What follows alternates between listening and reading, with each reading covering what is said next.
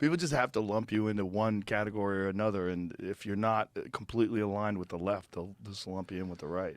Yours is pretty easy to figure out, though, because you did endorse Bernie Sanders. Right? Yeah. So, I mean, it should be like all of 1 second to figure out maybe you aren't.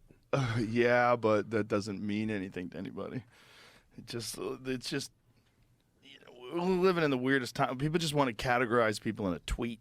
They want to categorize people in 140 or 280 symbols.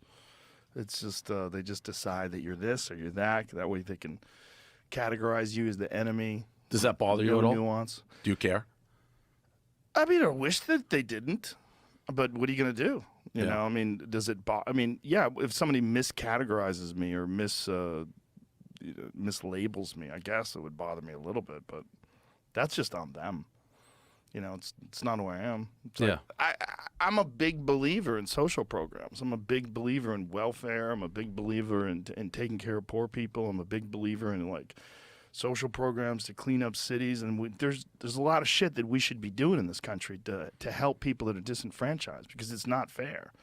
Anybody thinks it is fair that someone lives in a fucking crime-infested, gang-ridden inner city, and that's exactly the same as someone who grew up in the suburbs. That's crazy. Right. So that would go against what I think a lot of people would expect you to say. Yeah, but I also, I'm a cage fighting commentator. I'm a big believer in the Second Amendment. There's a lot of reasons why they would decide to categorize me as a right-wing person, but it's not correct. And also all this ridiculous woke shit that's going on, this bizarre mind virus that's going from universities into tech companies and the media, and just fucking infiltrating people with these rigid ideas of what you have to say and not say and what you can and not say. It's like, none of that is liberal. None of that is really open-minded or progressive. It's all just it's a cult. And so if you go against it, the only thing you could possibly be is the other. So you must be like a MAGA supporter. My main thing with it is, if I know how you're going to answer a question basically before it's asked, which I think you can do with almost everybody involved in politics, I don't trust you.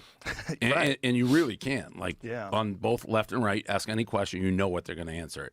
So it's you're not thinking independently. Yeah, there's a lot of that, right? If you are on the right, I have to assume you're dismissive of climate change. If you're on the left, I have to assume that you want a woman to have the right to choose, period. And there's things like that. You are pro-abortion, or you are pro-this, or you are pro-that. And that, what's weird now is if you're on the left, you're pro-Ukraine war. You want to send, you're pro-military industrial complex getting funneled billions and trillions of dollars into their system to be able to create weapons to fight off Russia. And it's whoa, that's the left now? And really, that should have nothing to do with either side, really. No. I mean, how you feel about that, I don't think should be left or right. I mean, that's a super complicated issue, to be honest. For me, at least, it's Ukraine. You don't want a country being invaded that doesn't want to be invaded. They're not Americans, but they are humans. Yeah. So it's what do you do? Well, what do you do there? It's a tough situation. It's very tough. And it's also very complicated, too, because there's NATO's involvement in pushing weapons closer to the border of Russia and trying to get the Ukraine to join NATO. And it's Jack Ryan. Latest season, Jack Ryan. It's literally sort of that plot. But no, there is no easy answer to a lot of issues. But it's just so black and white, and that's no good. None of it's good. This is a scary time to be alive. Someone told me the other day that Nostradamus predicted that there was going to be some sort of a World War III. But doesn't that every year, Nostradamus, though, just throws his hat on the field, and it's it's vague enough where anything can be true. Yeah. So everything he's ever said can be true. Right.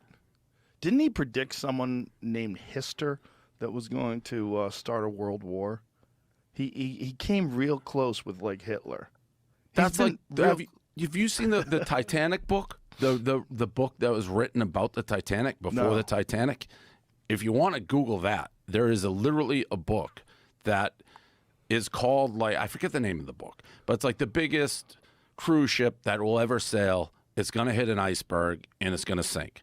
That is weird. But Nostradamus, I'm not buying the hype on him. I haven't looked into it. Now, enough. if he has a guy named Histler, What does it say?